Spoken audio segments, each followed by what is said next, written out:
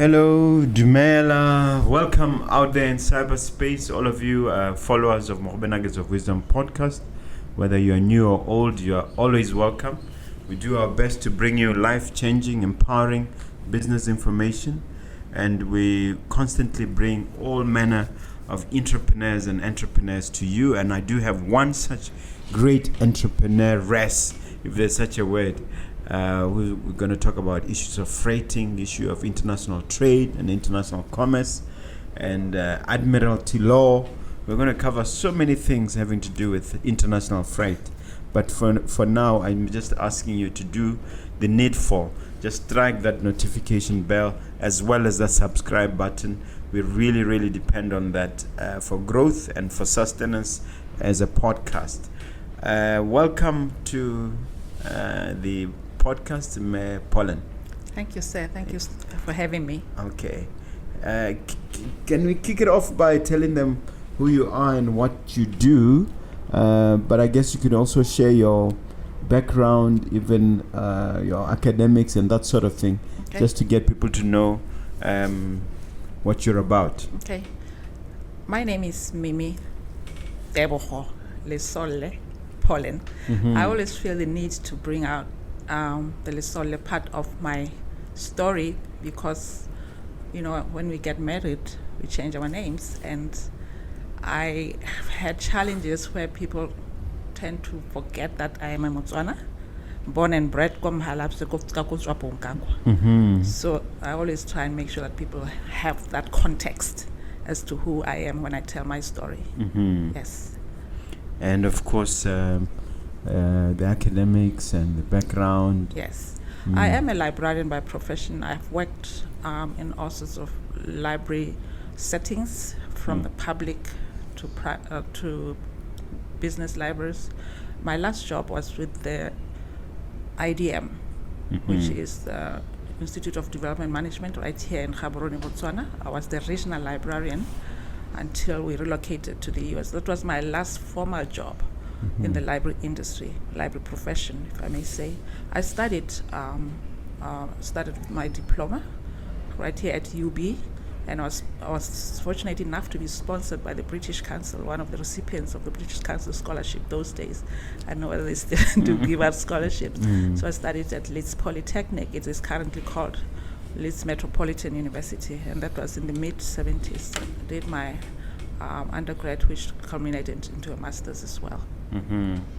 And you talk of relocation to the US. Yes. Tell us how that came about.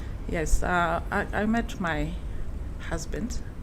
He was here working under the US aid contract for the American government, Mr. James Polan.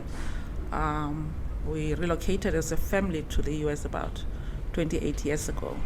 And prior to my relocating, as much as I was working full-time for the IDM, I also ventured into some business.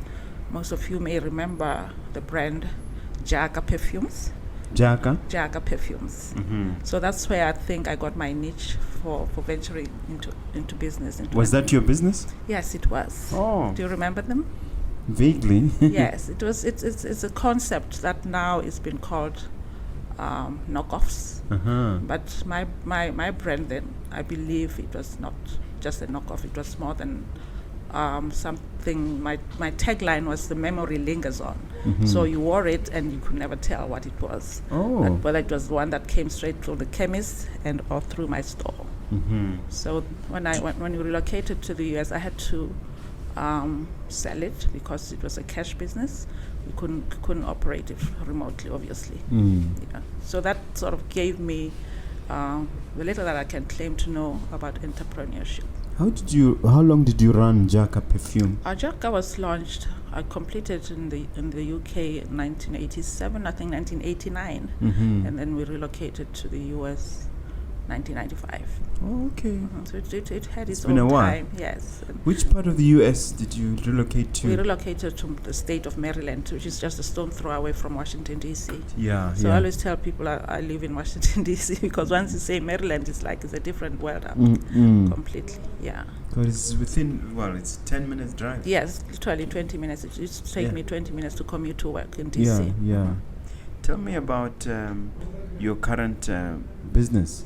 Okay, Maramane is a sea and air freight service company. It started off under a different name, Mahama, and then early this year we decided to rebrand it, simply because I had just retired. I was working at the Embassy of Botswana as a locally recruited staff member, being a support staff member around the embassy.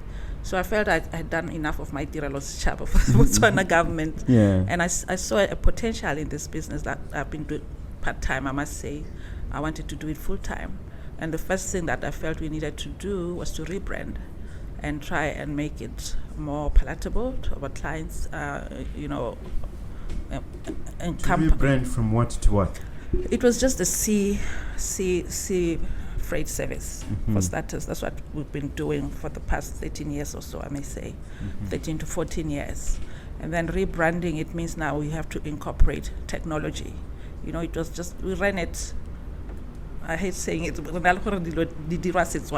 of thing. I don't like saying that, but that's people can relate to what you mean by saying that.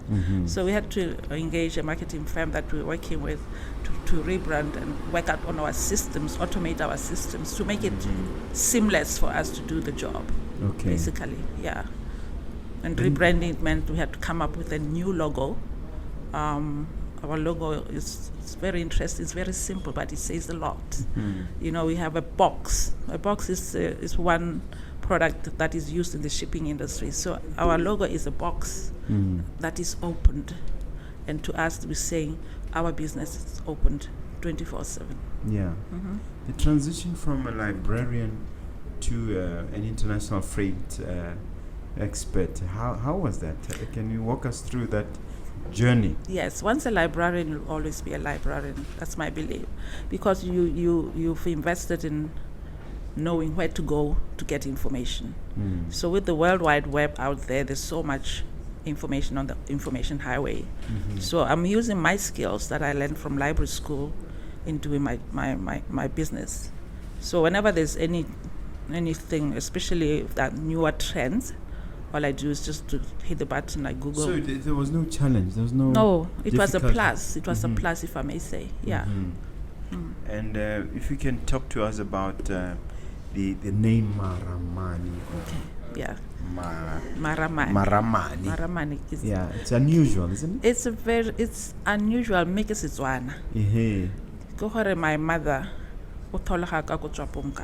Yes. So Maramane is my paternal grandfather's name. So he did something in his short-lived life. I say short-lived because I didn't know him. No. He passed away way before some of us were even born. But from what Mama told us about him, he left a legacy for his name. And I felt, how best is it that I can make sure that my kids and my grandkids and everybody in the Lesolle Maramane family keep this name. So that's why I decided to name her.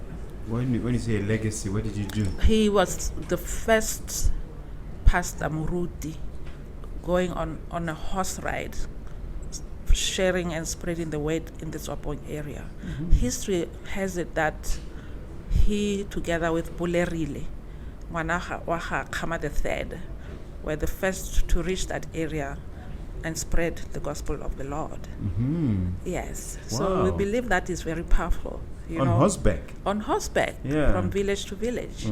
Yes. And he succeeded in converting those people, those natives as they were called. I would think so. My mother is or was, and in fact all my his siblings, his kids, Bomama, they also brought us into the fray. I suppose another way of getting to this is just how the spark came about. How did it take us through that ideation process of you thinking, I can get into freighting and shipping? Well, how it all started is, being a stay-home mother, which I was by choice. When we relocated, there was always all these kids outgrowing their clothing and their toys and stuff like that. A lot of things lying around the house.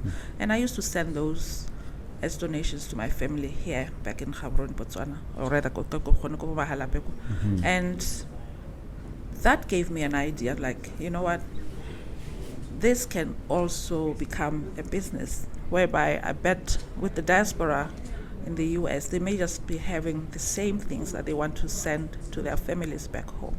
So what I did is I had what I call a pizzo in my basement. I called them to my basement and just shared my vision with them, and the rest is history.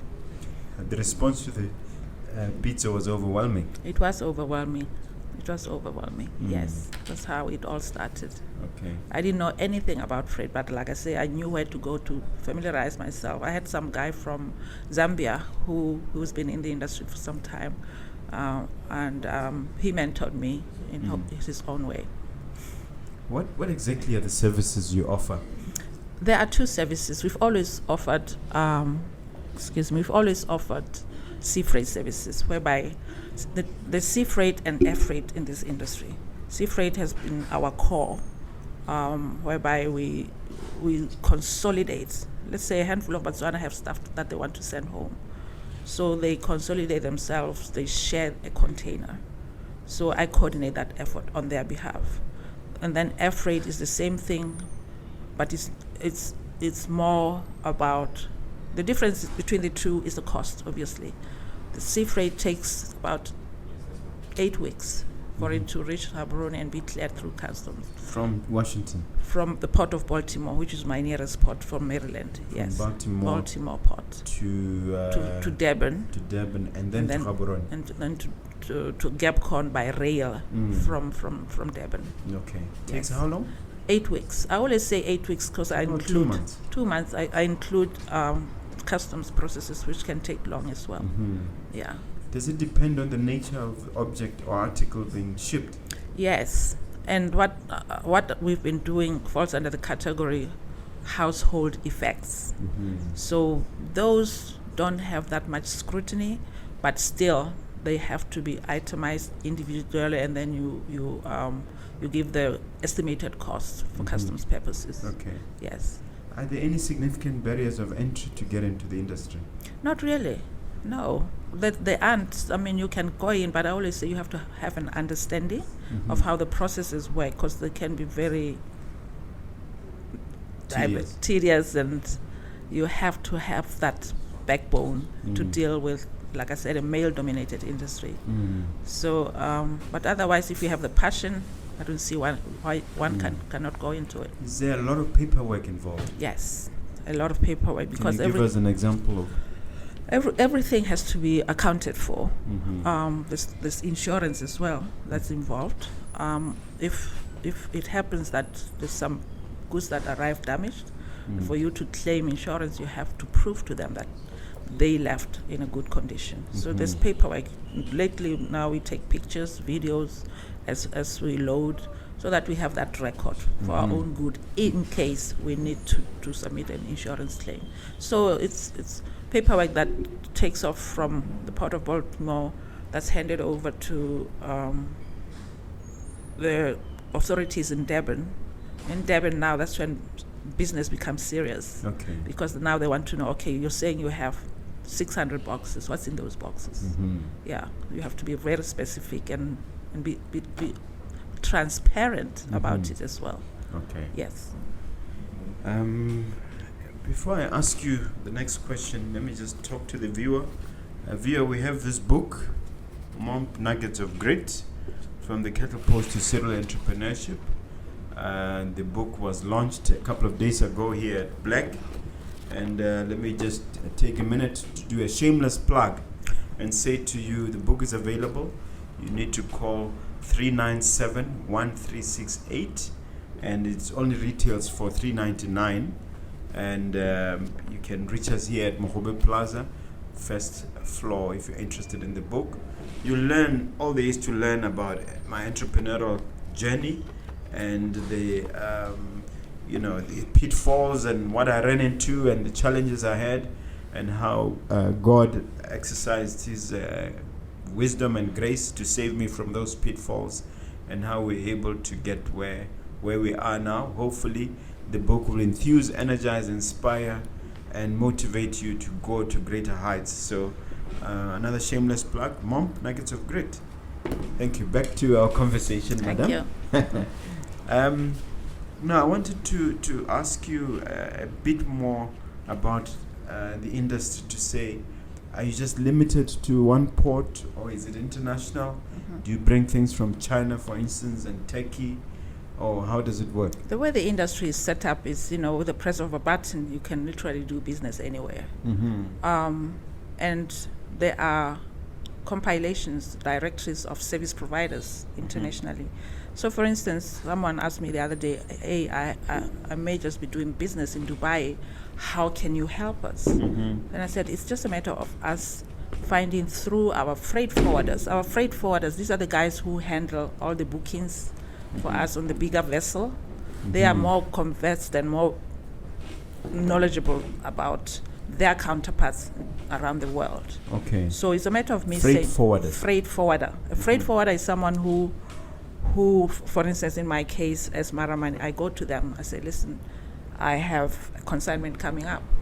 These are my preferred dates of departure, of sailing. Mm-hmm. What can you do for me? So they try and get me a booking on the vessel itself, the big boat that takes containers around the world.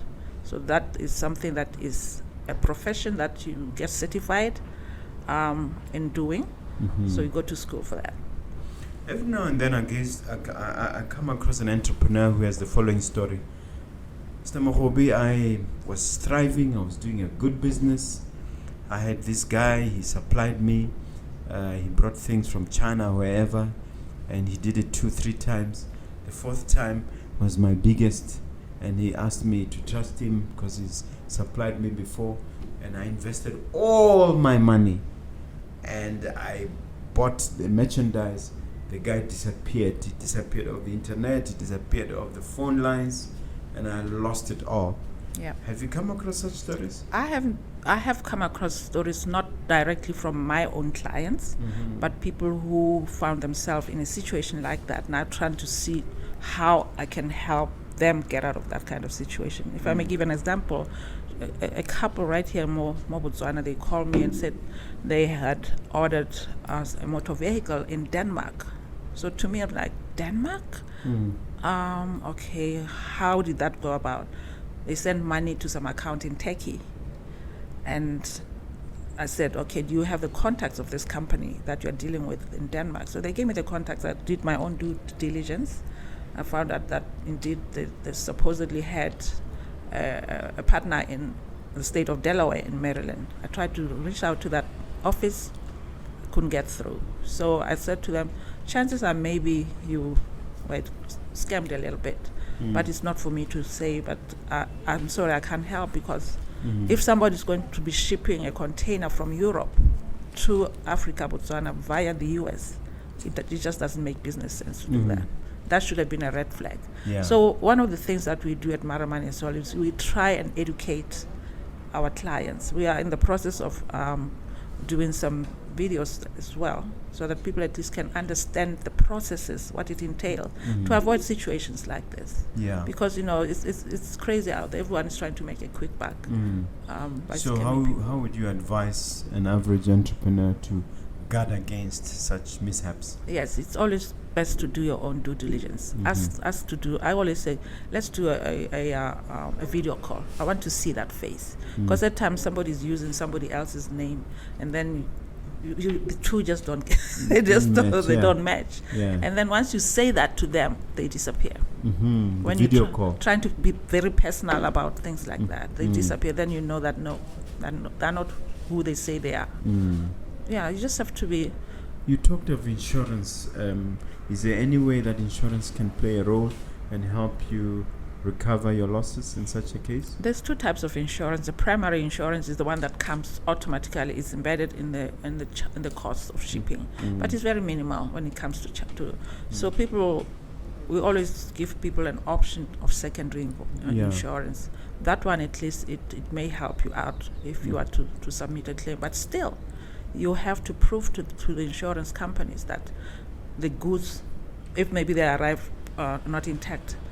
They were intact before they were shipped. So there's a lot of proving that needs to be done. What about the ships involved and the aeroplanes involved? What's your interaction with all those? My interaction is with the freight forwarder and the customs clearing agent in Botswana. What happens in between, I just track, and if there's anything that I need to know or Maramane needs to know, How do you track? Online. Each shipping vessel or your container that you are leasing has an ID number. Okay. So you track using that. Okay, now, having been in the business, 14 years? Where would you say are the biggest pitfalls or dangers or challenges? The challenges are the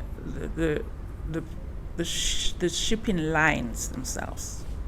Whenever there's a monopoly, it's us the small people who are bound to suffer.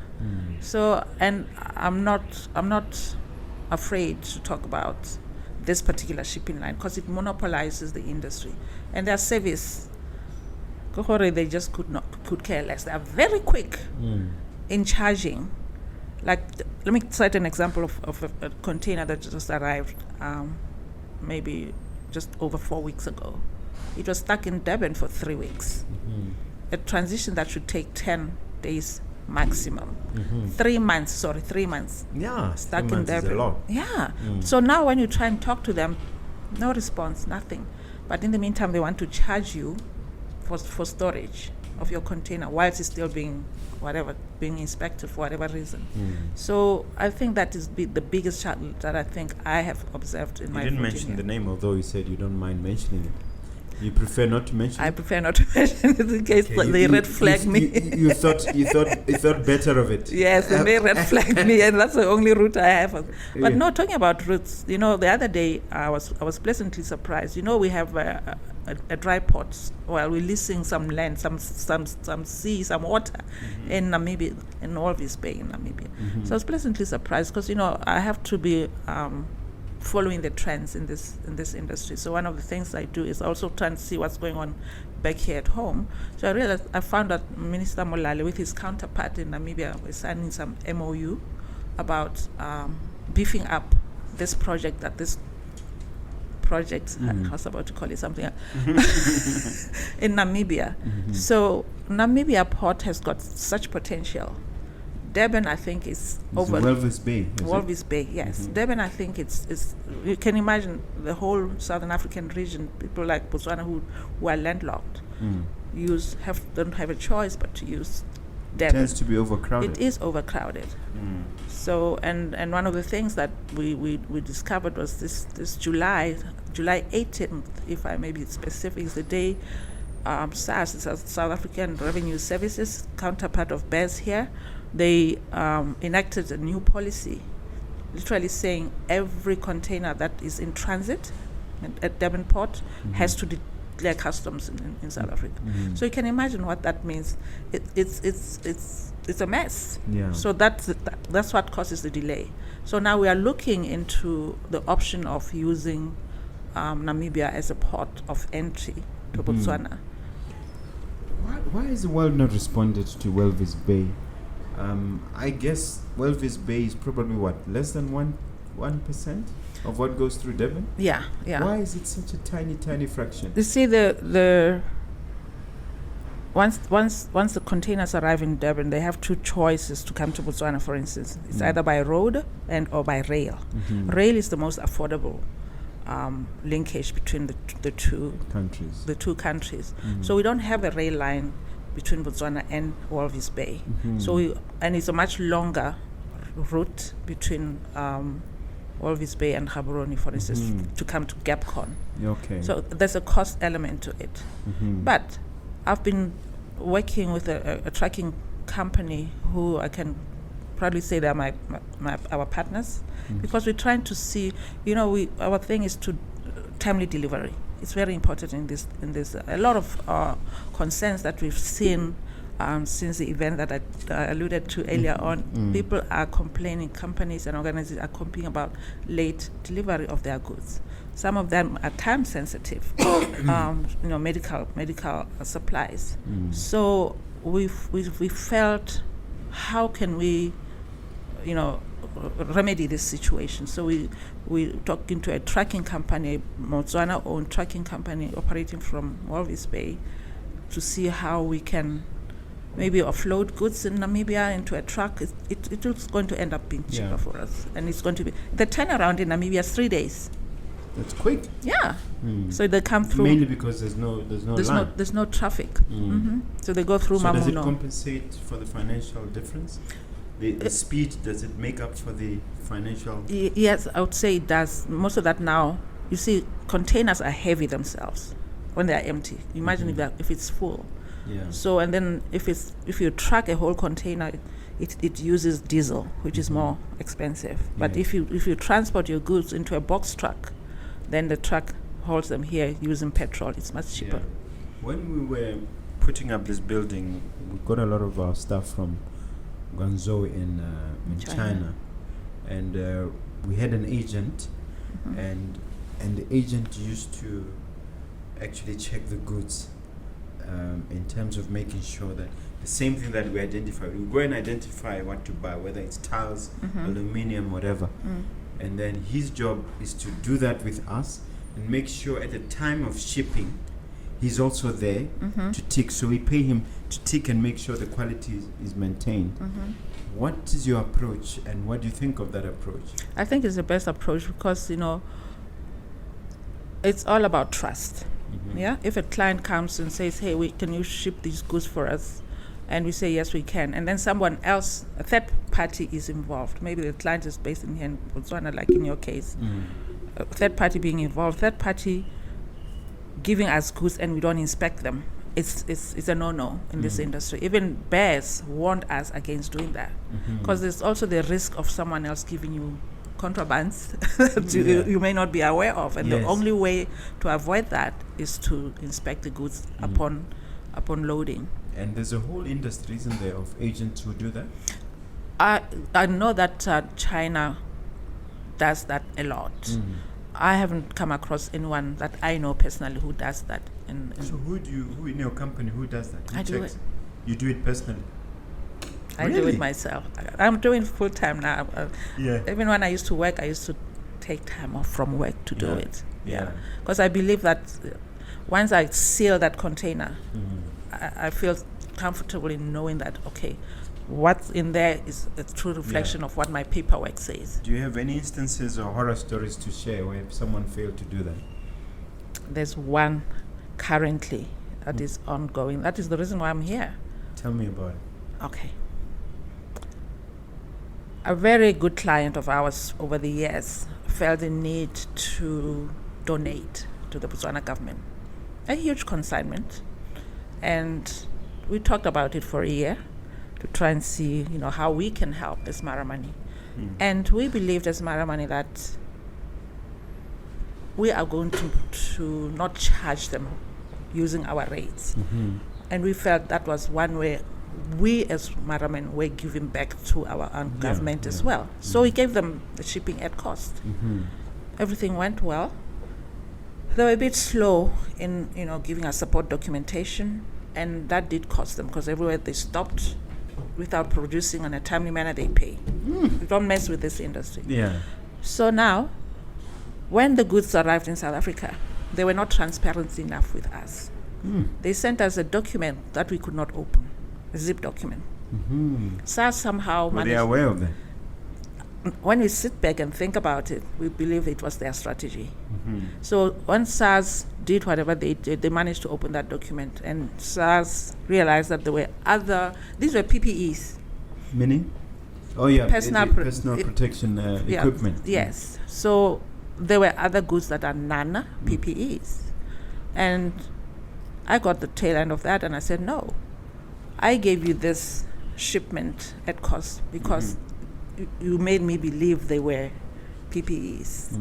So we are now at that stage where now we have to do what we need to do is to charge them for the non-PPE boxes. It makes business sense for us. We are in this business. So you had to come all the way to resolve that?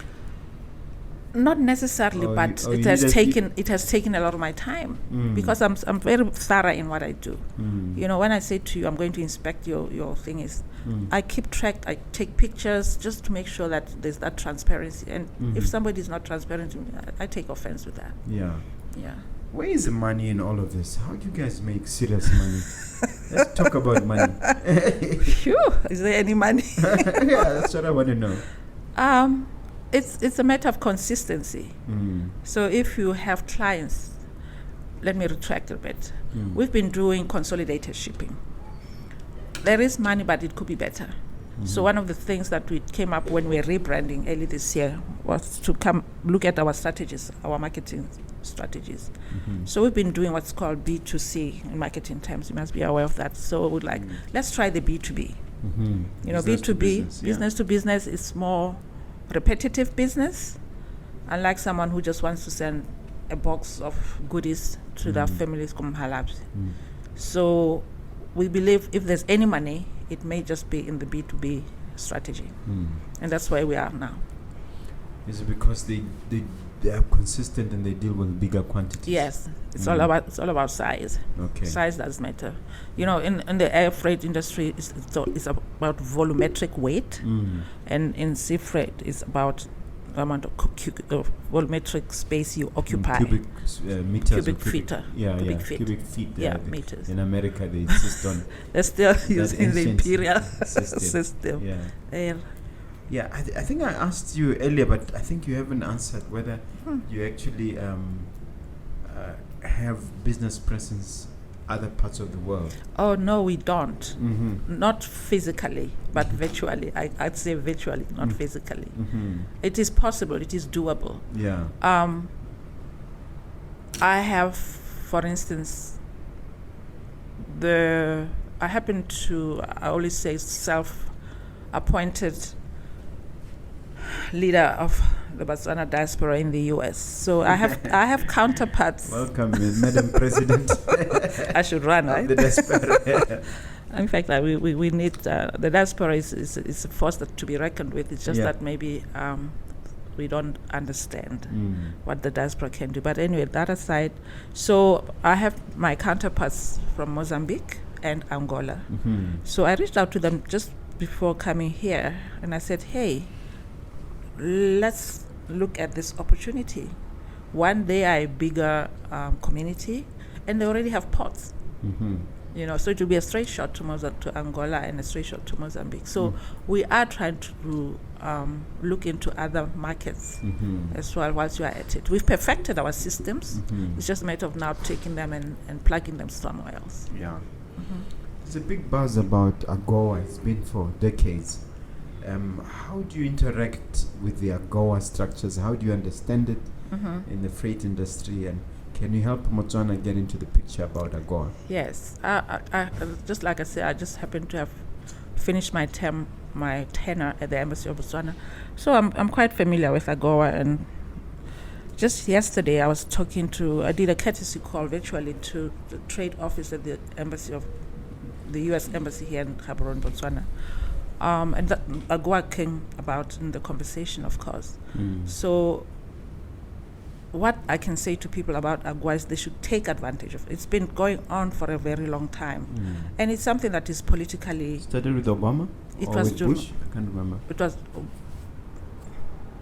if it's Obama. Not Bush, it's Obama. Yeah, one of them. yeah. So you can imagine now. There's been other presidents ever since. So it's been ongoing, but Botswana somehow is not taking advantage of that. We had industries here. I knew of... When you say taking advantage, what do you mean? Because I know that Lesotho, for instance, is exporting a lot of garments. The garment industry in Lesotho. You see their presence by seeing a label in retail outlets in saying made in Lesotho. And it is through the AGOA. AGOA is just basically the American government saying to African entrepreneurs or businesses, hey, we are at your mercy. Talk to us. Share whatever you have with us, and we won't charge you taxes. That's basically what it is. And who can not take You advantage can of import that? into America without being taxed. It depends. It's got to be crafty kind of thing. There are certain categories that one has to follow. Yeah, but you see, I think they artifacts, yes. clothing, and so on. Botswana baskets is one thing, for instance. Yeah. Yeah. So why are we not taking advantage? I think it's because maybe they don't have outlets there to work with.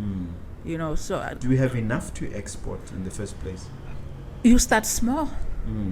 My belief is you have to start somewhere and grow from there. Because now, let's take the Botswana baskets, for instance. You go to the source. You go to these women in the northern part of the country. You say to them, hey, listen, there's potential for you to supply me to sell your goods in the U.S. You work with them directly. So what is the actual process involved? There is an office of AGOA. The Minister of... I don't want to talk much about it because there's an entity that is overall responsible for AGOA through the Ministry of Trade, I think. Trade and Industry. Yeah. And I know that at the embassy in D.C. we have one officer who's solely responsible for AGOA. Yeah. So is there a way in which you educate the public in your industry about this, or try to help your customers take advantage? No? Not necessarily about AGOA per se, but what we do is we try and educate our clients, potential and ongoing, about the possibilities of doing business in the U.S. Okay. You know, especially SMEs. You know, you start small, you purchase your wares in the U.S. and you come and resell here. It's affordable if you know where to go. Yeah. How vast is the trade itself? How vast is the market? It's huge. Tell me about it in terms of sheer size and I don't have the numbers per se, but let's just take the time of COVID as to when the whole world was being put to a halt. The movement of goods still had to happen. You know, outside the port of Durban, for instance, there were so many vessels still coming through delivering goods because goods need to be delivered. And if there's anything that I believe governments learned from that time is the freight and logistics supply chain thing is very important. We can't do without that. No. Even though when we got to Durban now, they had to prioritize. It was medical supplies and food. We cannot live without. We cannot live without that. So it is massive and it is growing. It is becoming. China is now joining the fray. By the way, it has always been European companies that dominate and monopolize. China is slowly coming, and you know when China comes in, it's the client, the customer that wins. Yes, it becomes a numbers game now. Bring down the cost. Yes. I'm told they're building a very big port in Dar es Salaam, Tanzania, because that's a gateway for them to Africa. Yeah. And you mentioned COVID. What did you say were the challenges for you during COVID, and what opportunities do you identify post-COVID? The challenges, of course, were the type of goods one was sending. They weren't a priority. Household effects. You know, a fridge can wait. An empty fridge can wait compared to vegetables and medication. That was the challenge. I think it all depended on what one was moving then. But we knew one thing that we do is we communicate a lot with our clients on the receiving end. We keep them posted about the developments and how far, what's going on, the challenges that we... So we believe as long as a client knows that, they should be able to work with us. So that was the main challenge because of the type of goods we're pushing. And COVID now has taught us that, hey, there are supplies that need to be moved day in, day out. So if one were to diversify and, you know, change their strategy, these are the guys to be pushing. Yeah. Because COVID hasn't gone anywhere. It's still here. Yeah. And it's here to stay. So anything to do with medicine will always be a priority. And there was huge talk of supply chain backlog. That talk has subsided. We don't have backlog anymore? I don't know how much there is, but there is still... I know Durban has its own internal challenges. There's like right now, there's a container that we had to send through Namibia, a maiden one, to try the systems in Namibia, simply because Durban said their rail line is out of commission. That's all we had, out of commission. No reason as to when they expect it to be back to business. No. Yeah. So it becomes a challenge, things like What that. are the employment opportunities? There might be people watching you now wondering where they can get themselves involved. Where are the opportunities, and how can those young entrepreneurs take advantage? You see, it's a cycle from loading, from securing a booking till delivery. So there's a lot of people involved in that cycle. So some things that people may not know that happens behind closed doors is you have to have a team, a reliable team who understand. They're called loaders. These guys know how to maximize use of space. Just packing. Really. Packing and making sure that the goods are packed in a way that, because it's out at sea and the rough seas, anything can happen, and they're moving inside the container. So that's, I have a team on the ground here in Botswana. It's a young girl who disperses the sea freight and a young guy who does the air freight. And they just reached out to me when they saw us on social media. And to me, that was being aggressive enough to deal with people like that. So they're learning on the job, but they are doing a good job so far. Why is it an important skill to have? It's different. We all grew up. You have to become a teacher, a nurse, a doctor. So the logistics and supply thing, it's very, very interesting because it's hands-on. It differs from day to day. There's no monotony. You never know what the next container's challenges are going to be. So you can never say, oh, well, it's boring. No, it's not boring. Boring doesn't exist the term boring doesn't exist it's always. And tell me, what other areas can youngsters get involved in the I don't know whether you want to call it the logistics chain. E-commerce. E-commerce is, I know we may just be having the challenges of connectivity in this country, but we are working on it, and I think the rest of the world is also having their own little challenges one way or the other. So we are fortunate enough because we are developing, we are growing. So I think if we can invest in technology like we are, our youth should look into e-commerce because everything is at the press of a button these days. You can do business from your bedroom. Literally, you just invest in the equipment, laptop, printer, that's it. You're good to go. Wi-Fi. If you know what you're doing. You have to know what you're doing. You have to have the passion as well.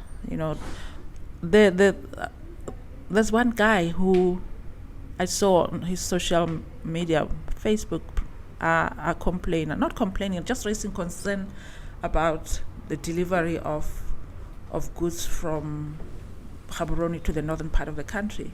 So I took him aside and said to him, if I were you, I'd look into options of bettering a situation like that. So I gave me an idea. Like, for instance, I move goods to Maryland using Greyhound bus services. Like, we have a network of all these buses, both Avelo and them.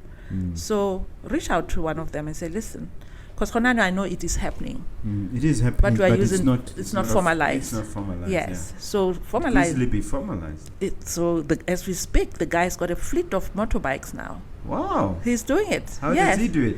He says he's even bypassing the bus network that I recommended. He's doing it himself. Oh, that sounds fantastic. Yeah. So I'm one person who always wants to share the little that I think can make a difference to someone else. Yeah. Working in America, you watch television and we see stories like Floyd. You see black men being shot, and you think that the place is falling apart.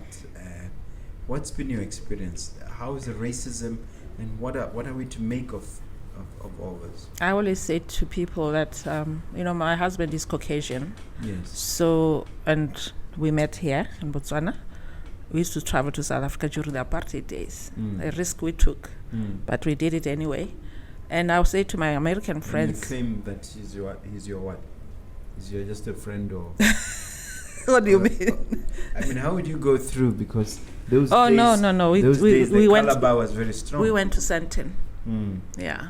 So anyway, we then moved to the U.S. Yes. We experienced the same, and I was a bit shocked. My system was shocked. I'm like, I thought this country. Then I realized, no, racism is very rife in the USA. It's only that it's not legalized. What shocked you exactly? The way people, reacted when they saw him, especially my brothers and sisters of the same skin tone. To me, I felt like they were saying I'm betraying them by being with my husband. And I said to myself, no, they need to be educated. Then I said to them, where I come from, we don't see color. Our first president was married to a British lady, and our flag itself, it symbolizes all that. The thing that you say at the embassy. Yes. So it is there. Racism is very rife in the US, unfortunately. And I always say, until they admit, the authorities that it is a problem, then nothing's going to happen. But you seem to be able to excel and even thrive in that environment. You're doing well. What is your trick? What do you do? I just bring the Motswana in me, who believes in the vision that I have. 28 years, my kids all grown up, my grandkids. It has been okay, but you had to be always looking. Are you sort of insulated because of Maryland, Washington D.C.? Of course, where you live also matters.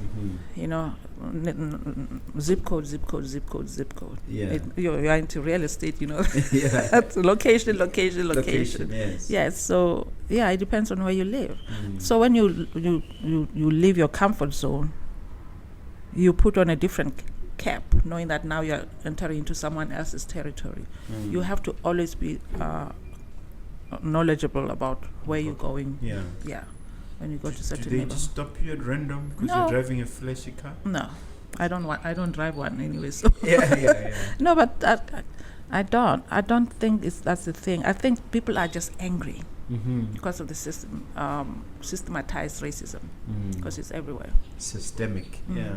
It's inbred. And how are we coping? I mean, I'm going to ask you about Africans in the diaspora. How are they coping? And more specifically, Botswana in the US. How do you cope? We're a very small community compared to our other African communities. We try very hard to work together, but we're very small at the same time. We are scattered all over the US. Connecticut is one area where we have more because of the type of jobs that are being offered that people opt to do. Connecticut is known for what type of jobs? Healthcare. Senior healthcare.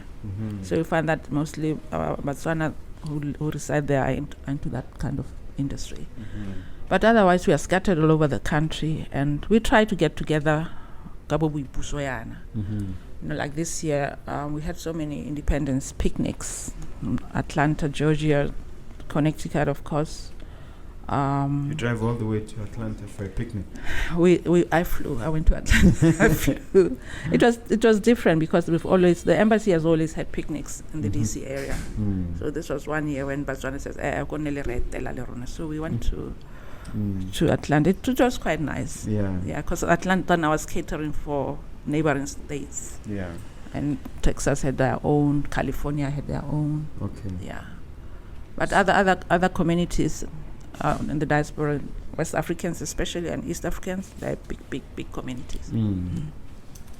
I noticed that they even have their own churches. When I was there, they had a Nigerian SDA church and a Kenyan SDA church. I was amazed We have how big they are. Yeah, they are big communities. Akirahapi is a numbers game. When you look at our population, in fact, when you meet them, they say, this is the first time I'm meeting somebody from Botswana. Yeah. Because of our small population, yeah. So what would you say are the key learnings that you've derived doing business in the US? What would you like to share with my audience on that? It's very different from doing business here. The cultural differences. I was citing an example. In fact, I had a conversation with our current ambassador, Ambassador Mokaila, the other day about this. And I've always had that opinion anyway, that it's unfortunate that we have a different culture of doing business in Botswana. And when we get to the US, it's a sort of a shocker. We're too laid back, too slow. Not even that, but for instance, the Americans don't believe in the bidding or processes, like quotations. So when you're asking for quotations from an American company, they say to you, I don't have the time to be doing this if you don't guarantee me the job. So they end up not doing it. So it becomes a challenge. How do you then compare prices? You just ask directly? You can go online, because Bonehela just given that it's a chore. So that is one difference that I observed about doing business. So our event that we had last week was all about sharing our experiences. What event is that? That was we had we call it a media and stakeholders engagement event, because we believe that. Where was this? How come I wasn't invited? I was just because I don't have a business in the US. No. Most people. I mean, the target that the marketing and PR agency that we worked with, we're trying to see who is doing business in the US currently, and who may just be interested in doing business in the US. So I don't know what criterion they use, but they managed to bring out some people to the event. And I'd say it was quite successful, because it was very intimate. Yeah. We invited 40 people and about 35 showed up. So it was very intimate. Even the setup, it was so apart from the quotations issue, what else? What are the other differences? That is the only one that comes to mind, because it does bear. What about speed? I think that Americans have extraordinary sense of urgency. Their systems are in place. When you start up a business, for instance, you do everything online. You don't have to go into pay online. Everything is made for a business person to succeed in a timely manner. You don't have time to be going to queue to go and register a company. I don't know what I know. I registered here through SIPA, which was quite remarkable for me, having not been dealing with systems back home for some time. The way things are done in a timely manner, time is of essence. This culture of so-called rugged individualism, and that go-getter type of that we see in the movies. Is it there in real life? The right to do business. I'm a black woman, SME. So you find that there are programs that are out there just for my type of person. And they mean well. If you go get some help, they will help you. There's also this entity that I believe people, maybe they can even go online and look it up, because it's got programs that can help people. You don't necessarily have to be residing in the US, I think, to use it. It's called SCORE.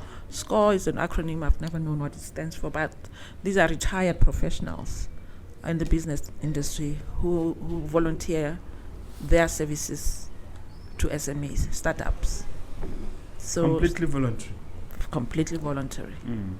These are retired people. So how do they assist you exactly? Anything that you need, like if you need to market your product and you don't know how to write a business plan, how to set up an accounting system, it's all about how to. Who pays those people? Government? I don't know how they get. Do they get paid? I don't know. It's all voluntary now. These days they even do virtual webinars. And have they assisted you? They have. I have a mentor that I work with. Okay, that you meet virtually. Yes. Or you've met in person as we well. used to meet virtually before COVID, but now in person. But now it's virtual. That's another issue that we could spend a little bit of time on. The importance of mentorship, how it has proven beneficial to you, and how it might prove beneficial to the viewer out there. I know there was a time I think I read that CEDA had a mentorship program. And I've always wondered if it took off, and if not, why not? But mentors are people who have experienced what you want to venture into. And I believe I had a mentor, like I said, a Zambian guy who has a freight services to Zambia and Malawi. And he mentored me, and then I went to SCORE. And I believe I'm able to do a lot of what I'm doing right now because of such mentorships. They're really important for startups. Absolutely. Because most of the time you have an idea, you don't even know where to go or how to do it. Yeah. So this guy will be like your guide. They come up with a roadmap for you. All you have to do is to follow up. You show up and you follow through. You can't go wrong by doing that. Looking back at your career, what do you say are the key ingredients for your success? My charm. Charm? I'm kidding. Yeah, that also helps. I'm willing to learn. Life is a learning process. Every day is a new day, and there's so much still to learn. So give yourself that time to learn, and that be receptive to new things. You can't know it all, and you can't even do it all by yourself. These days it's all about partnerships and collaboration. Reading, podcasts? I do watch podcasts. I do watch YouTube a lot. I call it YouTube University. It's free university, you know. We subscribe to your channels. We learn through you guys. Yeah. And I subscribed to, just the other day I was looking at a magazine, hard copy, about the freight business in Southern Africa. And I wish they had an online subscription for this thing. So I do subscribe to, during my Jaka days, I subscribe to a magazine about the industry. So I believe I always have to be knowledgeable about the trends for me to be upbeat. So how many people do you employ across the two continents? I wish there could be like 2 continental number. It's most of the people I work with are on a need basis. Yeah. So you don't have a massive payroll? No. It's on a need basis, as and when the need arises, both in the US. So we are looking into establishing a physical office here, but over a period of time. But right now it's all virtual. We have the support system here. Even in the US it's the same thing. I have a home office. I work from home. But I lease out warehousing spaces. I have partnerships between Botswana and the US. What do you need warehouses for? Moving the goods. Moving the goods, they have to be stored. Maryland. They have to be stored. In fact, my warehouse is about 50 minutes away, strategically located near an airport, Dallas Airport, which is an international airport, for air freight. And then for sea freight, it's in closer to the port of Baltimore, because it's easier for people to send goods there. So you would rent out a small section or the entire warehouse? No, small section of the warehouse. They're huge. Okay. They're huge, but then I have access to the loading bays and stuff like that. Yes. And you have a similar setup in Southern Africa? In Botswana. In Botswana. Yes, and this lady, she's located in Lengane in Tlokwe. Yeah. We have warehouses that we're renting out, by the way, that we just finished building. Where are they located? They're in Kwaya Pier. If you're interested, let us know. Sure, we will. We can have a chat. Yeah, especially if you're gonna, if you get business, the big guys, you have to. Yes, you have to have to store somewhere. Bonded warehouses. Okay. You mentioned already that you had a key stakeholder engagement. What came out of that? Are there any resolutions? Yes. Or commitments that came out of that? People are very appreciative because we're just being real, telling them about the challenges, the potential in growth in the industry, the trends. Sharing my story, of course, and I brought in my partner on the ground here, who's a logistics and customs clearing agent, and her background speaks volumes about her, and we believe she's a good fit because she's worked in the industry before, and not just that, even about compliance, And one of the things that we picked up from the event we had was entities having challenges about timely delivery, and not just in transit, but once they arrive here, it takes time for them to be delivered, whatever challenges that may be. And she had the right, not the right, but she knew what could be the problem and how we can. We pride ourselves by saying we are solutions based. So we believe that her coming onto our fray will be a good opportunity to work together. Same thing, even with in the U.S. It's somebody who handles logistics and customs. We've partnered with Ethiopian Airlines as well, which is big. What is the nature of the partnership? Well, we use them. We use their services for air freight. So, and we're very fortunate to have them as part of our partner. Africa's number one. And they have now brought a bigger jetliner, so there's more tonnage space. They used to have a cargo flight once a week coming here, but now they don't need that. The Dreamliner will serve both commercial. Does the Dreamliner land here? Wow, since when? I didn't know. That's what they told us. Yeah. It comes straight from Maryland to here, or via Addis Ababa. Via Addis to here. Yeah. Ethiopian Airlines, the hub in Addis is huge. It's huge. They're the biggest cargo handler in Africa. Yeah. And deliver. Remember even during COVID, they grounded. Everyone grounded their planes, but they converted their planes to cargo. Freight. Yeah. They did. Yeah. They did. So they know what they're doing. Now, what are the key? Let me ask you this way. Looking back in the long term, what is the plan for the company and for Lesolle Polan herself? What did you say is the long term? The long term plan is 10, 20 years, 30 years. Hopefully God will keep you here for the next 30 years. Let's start with 10. But I know it's all in God's plan. He knows better. So we believe, let me just cite the American government, for instance. The American government, when they do business outside the Americas, they always give priority to American companies. Be it travel, be it movement of goods, it doesn't matter. So we hope and pray and believe that as a Botswana-owned company doing business in the U.S., businesses in the Botswana will listen to us, hear us out, and try and do business with us.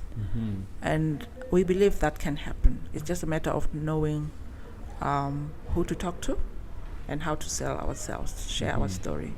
So in the next 10 years, 2024, for instance, we've started already coming up with strategies as to how we believe we can penetrate this top guns in this country. Yeah, and I don't see why not. We happen to have had a very positive, I wouldn't say outcome, but the receiving of our message. And you can tell because we have had some follow-up personalized meetings now, where people now want to sit down with us and hear us more now on a personal level. That's a good sign. It is a good sign. Yes. Are there numbers to put to that in terms of size, where you'll be, for instance, how many more warehouses, how many more entities, how many more employees, looking ahead in terms of how big you're dreaming out there? There's so much potential. It's unbelievable. It's I remember Ambassador Tebogo Lesolle used to say, Botswana is not landlocked, it is land linked. Because when you think about doing business in Botswana, don't just think about doing business in Botswana. We have SADC, for instance, a regional entity that tries to work together. So that on its own is a huge potential of doing business.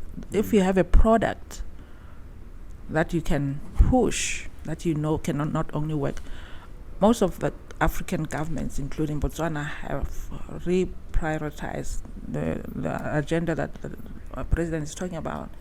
Food security is one thing that they have come up with. And there's so many sectors that fall under food security that people can take advantage of and bring them from the Americas and bring them here, not only to Botswana but to other countries as well. Think along those lines, that you are not just targeting Botswana but targeting other countries. Very, very interesting. All right, this is the time in the show where you get to ask me a question, if you have any. When we initially met, I mentioned to you that I follow you. I'm just maybe a quiet follower, but I do. on YouTube? Yes. So I'd like to really thank you for what you do, and thank you for having me today. What I want to know about Mogobe Nuggets is, what is your viewership? Do you know how many people follow you? Looked at the as of this morning, we had 14,310 actual subscribers. We'd like to think that they watch us at some point, but we've noticed that we have about at some point 17,000 others who watch without subscribing. Right. So I can comfortably say we have 30,000 people who are interested in what we're doing. But obviously we want to get to 100,000. We want to get to a bigger number. But we're growing organically. There's exponential growth, but there's also organic growth. I'm happy with organic growth. Yeah. Although I wouldn't protest if I get exponential. So the objective is to grow, and we're getting monetized in the sense that we're getting connected to South Africa for that purpose. Okay. But it has been a labor of love. It's contributed, for instance, towards the creation of this book. Okay. There's a whole chapter on the nuggets in the book. So to answer your question, those are the numbers, and hope that they continue to grow. Yeah. The reason I'm asking is because I alluded to it earlier that we've also realized that within this industry there's a lot of education that needs to be done, and we are always looking for collaborations, maybe based in the US, but with technology anything is possible. True. So so we are going to maybe have to see how we can increase your numbers. Yes. By by collaborating together. That would be between in fact, my partner on the ground here, her firm is, her company is more, as much as she does customs clearance, she does advisory services as well about the industry. So between me and her, we believe woman power. Wow. We can. We'd be so grateful if you could recommend us. Yes. If you could obviously pump us up, and if you need to maybe market one or two products, we can obviously discuss how we can do that. Yes. And so there are. It's all, no man is an island. Yes. That's a thing from a long time ago. Yeah, but it so still true. stands. Yeah. No one can go it alone. We say marotwae si ga ele. Yeah, ka Setswana. Yeah. I don't know whether I need to translate. But I'll leave it. There's AI these days to do that. They'll figure it out. Okay, all right. Now, as we conclude our chat, look into that camera and leave the viewer with one final uplifting message. Yes, thank you again for the opportunity to having me on your podcast this morning. Maramane Sea and Air Freight Services is a US-based company with offices in Botswana, and we are planning on entering other markets. But we're basically saying to you, we are open for business. I talked about our logo, which is a box. It's an open box. It's shaped like this. It's basically signifying that we are open for business 24/7. 24/7 because we have different time zones. Yeah, we are based in the US. The US is 7 hours behind Botswana. So when the US is sleeping, Botswana is open for business. When Botswana is sleeping, the US is open for business. Hence us saying we are open for business. We are not only open for business, we are also at your service. Please do not hesitate to reach out to us. Our Facebook page is called Maramane Freight. Our website is www.maramane.com. You should be able to get all sorts of information out there within the two handles. I thank you, and you have a good day. Wonderful. Wonderful. Thank you so much. It remains for me to thank you for taking the time out. I'm privileged and honored. I'm also happy that you are buying my book. Yes. We really appreciate that. Thank you so much. Thank you so much. We'll be reading it. Thank you so much. Yes.